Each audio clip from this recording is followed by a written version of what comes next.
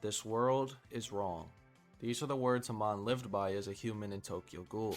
Kotaro Amon was raised in a Catholic orphanage by his foster parent Donato Papora, but on one fateful night, Amon stumbles upon the discovery that his foster parent is actually a rate double S ghoul who has been feeding on Amon's brothers and sisters. This moment scars Amon, and he comes to the conclusion that this world needs to be fixed, and he's going to be the one to do it.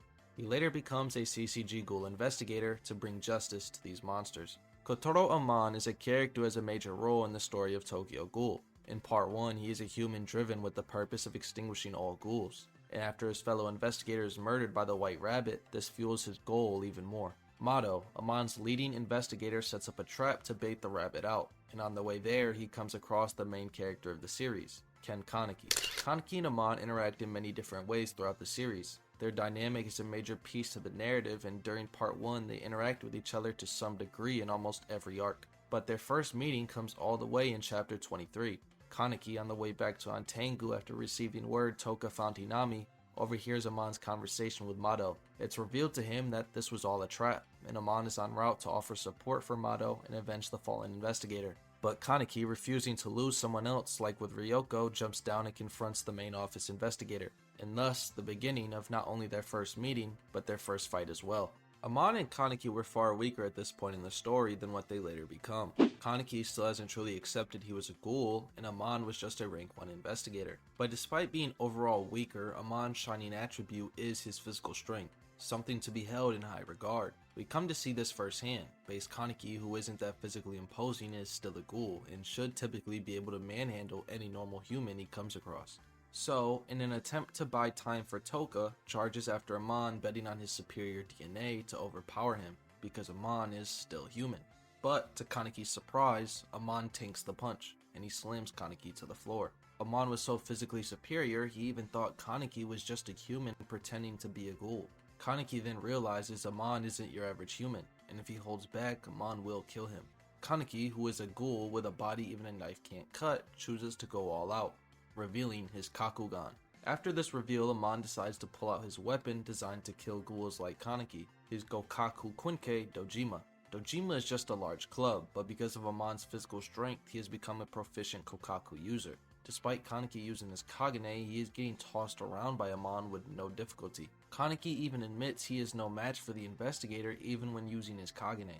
Amon then speaks to Kaneki, asking why humans have to die to ghouls, where he states, "This world is wrong and it's you monsters that are distorting it." Kaneki actually agrees with this sentiment. Ghouls are monsters, but not every ghoul is like that. Some ghouls live a peaceful, non-hunting life. They have feelings and try to live like humans do. And he questions, why can't Amon see that? This is where Kaneki realizes his place in the world. Only Kaneki knows this. Someone who is both human and ghoul is able to build the bridge connecting both sides. He tries to converse with Amon, but he doesn't understand. So Kaneki stands up again to make him. This realized base Kaneki fights Amon again, and has grown stronger in the fight. Growing fast enough to dodge Amon's Dojima, Amon even comments on this increase in speed. He now is even able to endure attacks from Amon, saying he barely felt his kick. Although Kaneki grew stronger, he still considers Amon to be a threat as long as he's wielding Dojima. So he does the only thing he can think of, the only way to combat his Quinke. He embraces the ghoul inside of him and bites Amon, releasing Rize's power. This Rize boosted Kaneki then jumps at Amon, clashing with him, but in the end, Kaneki broke his Quinke and won the fight. In defense of Amon, this is the strongest version of Kaneki we have seen up to this point in the series. Kaneki compares this power to the power he had when he fought Nishio, but in reality the two aren't comparable. Kaneki isn't really all that aware of his strength increase. Only Amon, the person he is fighting, notices this. Realized base Kaneki was able to evade Amon's attacks and even endure hits from him, while prior with his Kagane was getting no diffed. So Kaneki got so much stronger his base form surpassed his pre-realized Kagane version. So this would in turn make Rize boosted Kaneki stronger as well. But it's not as simple as just another boost in power. Half ghouls actually get stronger the more they are injured. As they are half human, they aren't fully developed with RC cellular tubes flowing through their body. So as a half ghoul gets injured, their Kakuho extends RC tubes throughout their body to heal the damage, which in turn heightens their physical ability. So basically, the more Kaneki gets hurt, the stronger he becomes. And after the Nishio fight, Kaneki went on to fight Toka and actually injured her, but in the end lost the fight. He then went on to train with Toka and even worked out off screen. and when you work out, you're tearing your muscles apart so they regrow stronger. And Kaneki, who is a Rinkaku ghoul, ghouls known for their excellent regenerative abilities, would amplify the already strength boost even more. So there really is no sort of comparison between the Kaneki Amon fought and the Kaneki Nishio fought. And even then, this Kaneki is actually stronger than you think. Amon called this Rize boosted Kaneki a hungry lion, and even says he had no idea a ghoul like him existed in the 20th Ward. For reference, the CCG is aware of the 3 Rate S ghouls terrorizing the 20th Ward, Rize, Shu, and Toka. Amon even fought a bloodlusted Toka without his Quinke, even blocking her attack with just his arm and seeing her Kagane. But Amon thought that Kaneki was just on another level than those 3. And Amon had the natural disadvantage in this fight. Amon's Dojima is a Kokaku Quinke. Kokaku Quinkes are the heaviest and offer the greatest defense and rigidity, but because of this weight it comes with a lack of speed. Rinkaku Kaganes are known for their high striking power, so naturally they have the advantage over slower Kokakus due to having the opportunity of landing the decisive blow. So Kaneki, a Rinkaku ghoul, had the natural advantage. And on top of that, Amon was mentally nerfed during their fight, as Kaneki began to cause him to lose focus and stir up his emotions. But this realized Kaneki with the natural advantage thought the only way to beat a mentally nerfed Amon was with Rize's power. It's actually an impressive feat for Amon. But after this arc, Amon's partner Mado was killed, and later in his will was given the Kokaku Quinke Kura. Kura has a shape that mimics a sword and is extremely heavy. In fact, stated in the Volume 2 light novel, even among other Kokaku, it is the heaviest of the heavyweight. And although it's the heaviest Quinke in the series, its weight is able to maximize Amon's power. This means Amon wielding Dojima is just him nerfing himself, as Kura is able to fully bring out Amon's power. And during the 11th Ward operation, we get to see how strong Amon really is. Engaged in a fight with the Rate S ghoul Bin brothers, they try to off-guard him with their Kagane, but he blocks both of their attacks. Ghouls naturally are far superior to humans in terms of physical ability, so what gives humans a chance in the fight against these monsters? It's humanity's cunning, and Quinkes are the CCG's most cunning and improper creation. And as the Bin brothers charge at Amon, he reveals Kira's ability, the ability to change shape, splitting into 2 swords and taking out both Bin brothers at once. Before the 11th Ward operation, Kaneki was growing in strength since his last fight with Amon. Obviously add the boost in power from healing the damage from Amon, but Kaneki continues to train, even training off screen, and continues practicing with Toka and Renji. Kaneki even begins reading martial arts books to improve his fighting ability. He plays sports with Shu to increase his muscular activity. He then goes on to heal from the damage taken in a fight with Shu, as well as his altercation with Yamori. On top of that, the Aigiri beatings he received, and add the multiple minor injuries he received during this time span, and Kaneki grew a lot. Kaneki then tries to break out of Aigiri, where he runs into a single Bin brother, and their fight is an equal back and forth. But then the other brother arrives. Naturally, since Kaneki is equal to 1 brother, 2 brothers would be stronger, but it's not that simple. The Bin brothers have excellent teamwork, and in Tokyo Ghoul, when you're able to successfully work together in a fight with another person, you aren't just adding your power with someone else, but actually multiplying it. So instead of seeing it as 2 Kaneki level fighters, multiply Kaneki's level of power with itself, and that's how strong the 2 Bin brothers are. Think of it like a Dragon Ball fusion. While Amon, wielding Kira, a Quinke that actually draws out his full power, is able to beat the both of them, showing Amon is actually stronger than a Rize boosted Kaneki. This might sound crazy, but even Kaneki doesn't see Rize's power as a possible solution against the 2 brothers. In the final arc of Part 1, the Owl Suppression Operation, we get one last look at a human Amon. Kaneki, after being rated a double S ghoul, and Amon earning the rank of a senior investigator, meet again. Kaneki, on the way to save Kuzin, is stopped by Amon in Chapter 133 of Part 1. Kaneki tries to run past Amon, wanting to avoid any conflict, but he won't let him, splitting Kira into 2 and throwing the other half, stopping Kaneki. Amon then shows Kira's other ability, the ability to absorb its other half. Although Kira is the heaviest Quinke, it has potential to be used at range because of this. Kaneki, seeing Amon's determination to not let him pass, accepts this challenge and they fight. And although Kura Amon is far stronger than Black Hair Kaneki, Eyepatch Kaneki is just on another level. Despite Kaneki holding back and not wanting to kill Amon while also targeting his Quinke, he no-diffs Amon. Although Kura Amon isn't on Kaneki's level here, he is still far more impressive than you think.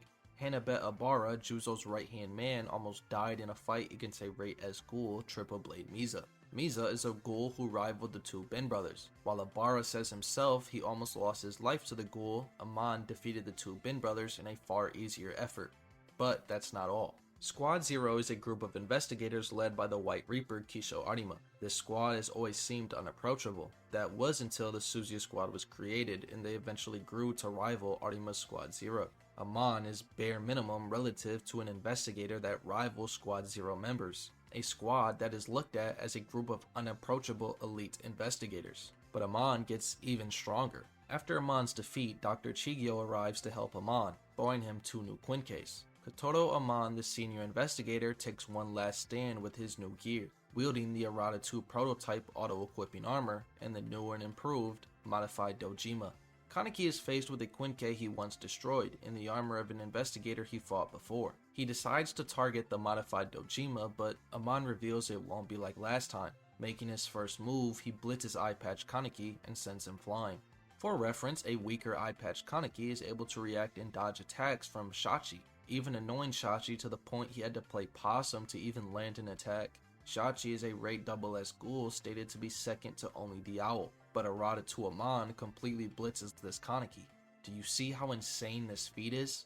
After witnessing Amon's showcase of strength, the investigators are given hope and cheer in admiration, but Kaneki isn't beaten yet, pulling out his centipede form.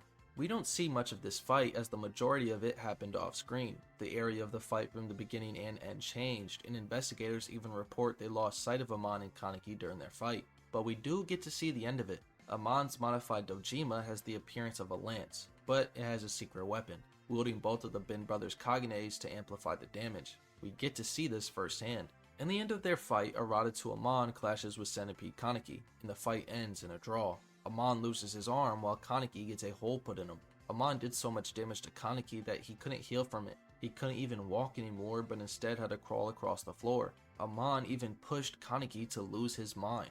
Again, a weaker Kaneki with a weaker regeneration was able to heal from Shachi's Kagane attacks, but one clean blow from Arata 2 Amon and the fight was over. Despite being at a natural disadvantage, even far greater than their first fight, as it's stated that Renkaku half Kakuja are the worst possible matchup for an Arata user, Arata 2 Amon is able to tie in a fight with Centipede Kaneki. Part 1 Amon might not come across as impressive when looking at the entire series due to some hypothetical power creep, but that's not the case. Yes, Dojima Amon is weak when looking at other characters, but that's a nerfed Amon. Kura Amon rivals Squad Zero and Suzuya Squad members, while Arata 2 Amon is equal to a first form Centipede Kaneki. Amon's senior rank might make you look at him differently, but don't be mistaken, as even other investigators consider Amon to have the skills of a special investigator with the right gear, and after his supposed death to Tatara, he was promoted to a special investigator due to his efforts against Centipede Kaneki. Let me make comparisons so you can have a better understanding. Early RE Takizawa is consistently compared to a Part 1 Kaneki, meaning Amon would be relative to this Takizawa at least before his later power-ups. And Amon would actually have the natural advantage in that fight as Takizawa's Kakuho comes from an Ukaku Ghoul Kuzen. Kokaku's defense typically gives them the protection from Ukaku's attacks that lack power. I'm not saying Amon would win or lose that fight, but it's closer than you think. Amon is even stronger than Kori, as Kori is scared of an out-of-control Haize. Haize with Kaneki in control tied in a fight against Takizawa, a ghoul compared to Part 1 Kaneki. Kori is an elite special investigator who is Arima's Squad Zero lieutenant, or better phrased as second in command. Kori is even considered to be second to only Arima in terms of talent, and is a part of the race to be Arima's replacement. If Amon survived into RE, he would have been a part of the select few investigators to be considered as the next Reaper. But that's not all, as this makes Kori stronger than every other active investigator besides Juzo, which means he's stronger than Hoji, a special investigator considered to be a master kenkaneki user, who went on to bully a rate greater than or equal to SS Ghoul, Tatara, which in turn means Arata 2 Amon would bully the ghoul who ended his life. Amon should already be able to press his foster parent, the rate SS Priest Ghoul, as he has higher physical stats than Shachi, a ghoul stated to be second to the owl. But what's really impressive is that Amon actually can contend with the rate SS ghouls. This might seem crazy at first, but let me explain. Dr. Chigyo states that due to Amon's physical capabilities, he can draw out Arata's full power, something that no other Arata user can do besides Juzo, meaning Amon has higher physical stats than every Arata user. excluding Juzo of course. Iwai, Special Investigator, fought a Rate Triple S Ghoul, Mother of Uran, and while fatigued and not using his Arata armor is able to dodge attacks from the Ghoul, even blocking and enduring a punch from her as well. Shinohara, another Special Investigator without powering his Arata, is able to take on a Rate Triple S non-killing owl Kuzin in a 1v1, while even landing a clean attack. Iwa and Shinohara are able to consistently keep up with the Kuzin in a fight, even dealing so much damage it took Kuzin's weeks to recover from. Kori, a Special Investigator who doesn't even have an Arata armor, is able to contend with Eito in a fight. Amon, who has higher physical stats than these investigators, should also be able to perform similar feats, if not better. I'm not saying Amon would beat these Rate Triple S ghouls, I'm just saying he is doing far better than you really think. Kotaro Amon is a character who even in part 1 is able to make a stand as an insanely strong character, despite the power creep across the series, standing as a high rate SS level investigator.